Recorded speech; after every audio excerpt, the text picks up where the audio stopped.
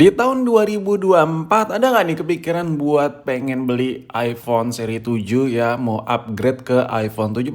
Wait.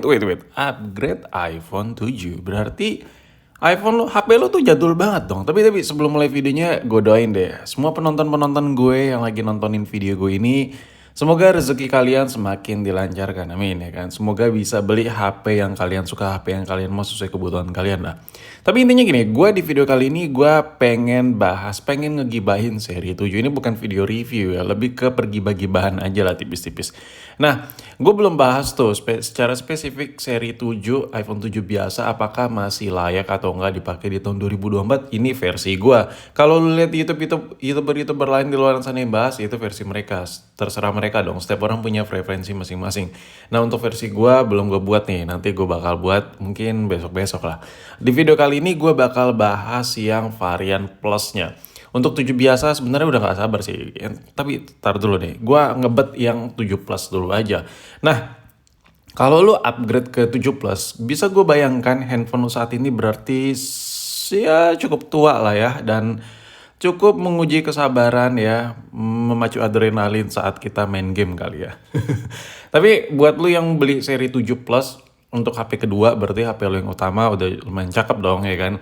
Nah, pertanyaannya gini, apakah 7 Plus ini masih bisa dipakai di tahun 2024 atau tidak nih? Jawabannya masih bisa, tapi nggak semua orang bisa gitu. Kenapa? Oke, kita mulai dari si brandnya dulu nih, Apple nih. Kalau lu ngarep Apple itu adalah sebuah pabrikan yang luxurious, terus terkenal flagship. Nah, di line up 7 Plus lu udah nggak bakal ngerasain itu. Identitas iPhone-nya itu udah mulai pudar di seri 7 Plus. Why? Karena kalau lu beli iPhone 7 Plus, lu tuh beli ekosistem yang dimana HP ini tuh HP zaman dinosaurus, zaman purba. Nih, satu contoh gua kasih. Lu tuh bakal harus beradaptasi dengan yang namanya lemotnya ngecas. Dan ya nih, kayak adaptor 5 watt aja. Kalau lu pakai adaptor yang gede-gede nggak ngefek dan malah bisa ngerusak HP-nya sendiri. Jadi lu ngecas agak lama nih. Terus yang kedua, desain iPhone 7 Plus itu bukan desain yang kekinian parah lah. Desainnya itu layarnya tebel ya, screen to body ratio-nya jelek, layarnya gede, tapi bodinya terlalu gede banget gitu. Kalau dibandingkan dengan body HP yang syukuran ini, layarnya jelas lebih gede. Kenapa? Karena full view, nggak ada tuh yang ngeganggu ada home button segala. Nah, kalau kita ngomongin kamera, ya identitas iPhone itu masih ada, cuman DNA iPhone kekinian itu udah hilang. Bukan hilang ya, emang nggak bisa gitu, emang nggak ada gitu di seri 7 Plus. Kenapa? Yang pertama, kombinasinya nih dua lensa, tapi nggak ada lensa lebarnya. Yang kedua, portraitnya ini nggak bisa seperfect kamera HP kekinian yang lensanya cuma satu. Tuh. Udah banyak tuh HP-HP Android tuh ya, kamera SBG, cuman portraitnya jauh lebih baik ketimbang 7 Plus ini. Dan si 7 Plus ini sensor kameranya model lama juga. Tapi ngomongin kualitas, HP ini seri 7 Plus ini kameranya jauh lebih baik timbang Android kekinian. Gue bisa banding deh, lo mau taruhan sama gue boleh sokin lah. Misalnya gini, lo beli HP baru nih, Android baru harga 2 juta, 3 juta. Adu kameranya sama iPhone 7 Plus yang jadul ini, gue megang 7 Plus ini kemana-mana. Tapi ada syaratnya, tanda kutip. Ketika iPhone 7 Plus ini dipakai dengan foto atau rekam video dengan cahaya yang memadai, cahaya yang cukup.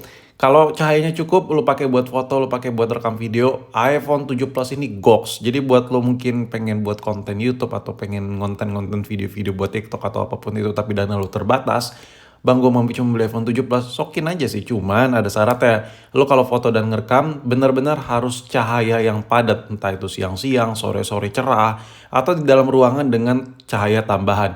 Nah, bedanya kalau kita bandingkan dengan Android kekinian yang harga 2 juta, 3 juta, ya kualitasnya di mana bedanya bang? Kualitasnya ini kalau dipakai buat foto, Android 2 juta, 3 juta itu tetap aja nggak bisa senampol iPhone 7 Plus karena emang bukan di kasta flagshipnya. Jadi banyak banget material-material sensor kameranya yang dikurangin sama pabrikan. Cuman menangnya Android kekinian dibandingkan 7 Plus. Android kekinian yang harga murah itu rata-rata udah ada mode malamnya. Kekurangannya lagi, Android kekinian tuh rata-rata HP sejutaan juga udah ada lensa lebarnya. Jadi dari sisi fitur jelas iPhone 7 Plus kalah jauh. Mode malamnya juga bisa dipakai banget. Jadi lu jepret-jepret bisa agak gelap-gelap dikit. Tapi ngomongin soal kualitas, HP-HP kekinian yang harga 2 juta, 3 juta masih tetap nggak bisa ngegocek si iPhone 7 Plus. Lalu HP apa bang yang masih ada home button tapi masih goks parah tanpa mode malam tapi bisa ngebantai Android yang ada mode malam? Ya, ini kayak HP yang lagi gua pegang ini. This is the iPhone SE 2020. iPhone SE 2020 ini memang nggak ada mode malam ya, cuman kalau lu ngerekam malam-malam agak gelap dikit dan lu foto-foto agak gelap-gelap dikit, cahayanya bisa memadai banget. Hasil jepretannya masih memadai, masih boleh lah diadu sama kamera-kamera Android yang ada mode malamnya. Dan itulah yang harus lu lakukan, lu harus merogoh kocek agak dalam. Kalau lu pengen punya HP yang agak jadul tapi kameranya masih overkill, rekomendasi gua starter pack-nya iPhone SE 2020. Nah, balik ke topik.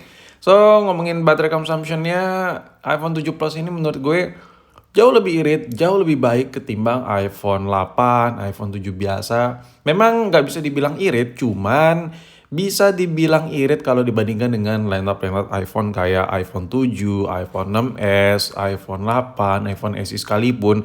iPhone 7 Plus baterainya jauh lebih enak menurut gue. Apalagi buat lu yang pakai HP lebih sering standby. Ini baterainya enak sih.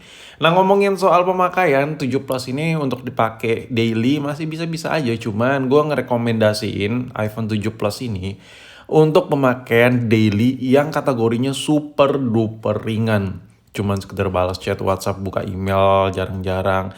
Kalau lo pakai buat kayak social media, Instagram, TikTok, and other things like that ya, itu bakal bikin HP-nya tuh agak sedikit panas. Karena kalau kita scrolling TikTok itu dia makan kuota terus tuh, nyedot daya terus dan butuh processing software yang lebih baik ketimbang OS yang jadul. Jadi agak berat di iPhone 7 Plus ini kalau lo runningnya tuh apa-apa social media terus.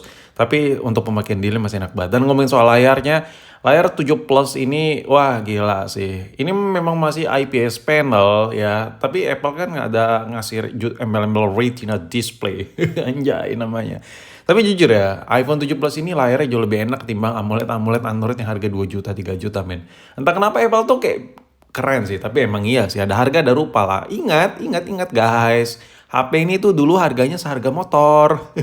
Nah, kesimpulan gue, iPhone 7 Plus ini nggak bisa dibilang ngebut sekarang. Tapi kalau dibandingkan dengan Android yang RAM 4GB rata-rata ya, iPhone 7 Plus ini jauh lebih kenceng daripada Android kayak gitu. Jadi kalau kasar ya, dipakai untuk pemakaian handphone kedua, 7 Plus masih nyanggupin sih. Tapi kalau seandainya lo nanya bang, gue mau pakai iPhone 7 Plus untuk dijadiin HP utama karena duit gue udah nggak ada lagi sih ya, buat beli HP-HP yang lain gitu. Terbatas lah istilah dananya. Saran gue harus sadar diri dengan kapasitas iPhone 7 Plus saat ini.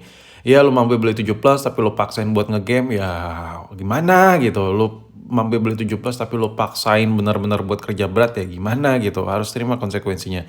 Tapi menurut gue kalau buat handphone ringan 7 Plus masih worth it parah sih.